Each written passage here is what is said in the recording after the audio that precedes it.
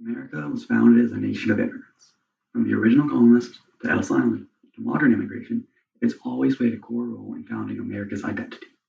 As centuries have gone by, the distinct cultures across the U.S. have slowly blended into a more general American culture, like a melting pot. The U.S. is arguably the most welcoming country to immigrants in the world, and one of the only places where, regardless of your culture, looks, or where you are from, you can call yourself an American. My name is Clarkson, and I am proud to be an American. If you're listening to me, you're statistically almost certainly an American. And with our current political situation and discourse over immigration, we tend to forget just how good we have it.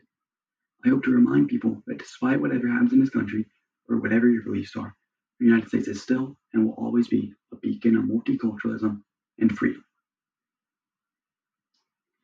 Packing everything you own onto a cargo ship across an ocean is always going to be difficult. Growing up in a new foreign country, which for me was the US, can present unique challenges to a person's identity. For years, I struggled with who I was, but I've been able to assimilate and truly call myself an American while still retaining my culture, which I believe is something unique to the US due to its special melting pot idea. I am European. My mother comes from a small town in southern Sweden, while my father and I come from England. When I was young, my family moved to the US for better job and economic opportunity. Originally, the move was supposed to be temporary, but we loved the state so much we stayed and eventually received citizenship. Throughout this speech, I plan on discussing issues with identity and assimilation and why the US is so special as a melting pot. I immigrated to the US when I was very young. In fact, I barely even remember the move. The company my parents worked for sponsored the move, which was initially supposed to only be temporary. And eventually, we would return to England. But the weather, schooling, and job prospects were significantly better in the US, so we decided to stay. At first, I didn't necessarily consider myself American. I had a very noticeable accent, and sometimes I struggled to fit in at school.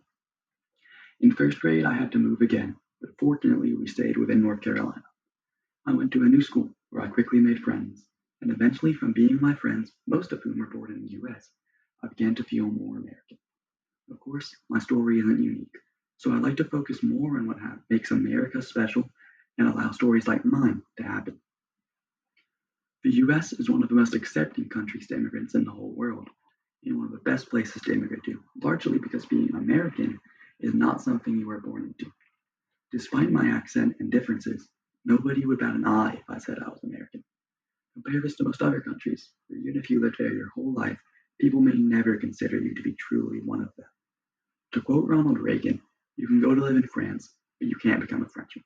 You can go to live in Germany, but you can't become a German. But anyone from any corner of the world can come to live in the United States and become an American. America is one of the best countries in the world to live in for other more practical reasons, which we often seem to forget being so used to it. The US has the strongest economy in the world by far. People migrate here for economic opportunities. The US also generally has high quality standard of living, consistently ranking high in political freedom, education, infrastructure, health, and many other metrics.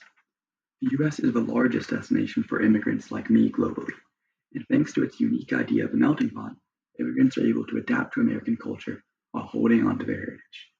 As I grew up in the US, I began to change my identity and sense of self. I began to assimilate. My accent shifted to a point where most people probably couldn't tell I was foreign. I remember watching the Super Bowl for the first time in 2016 when the Panthers lost to the Broncos. I started playing sports like flag football and baseball, which are quintessentially American. I remember watching the fireworks on 4th of July for the very first time. And yet, despite all this, I was able to hold on to my European culture.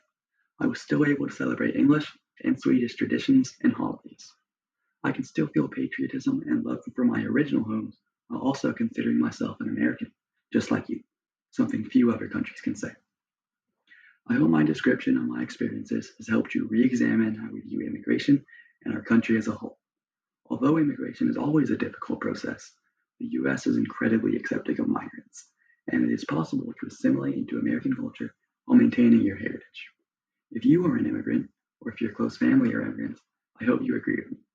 Even if your family has lived in the US for generations, I hope this evokes a feeling of gratefulness, because although the US is not perfect, we should all be proud of it. If somebody ever asked me who I really am, I would tell them that I am an American.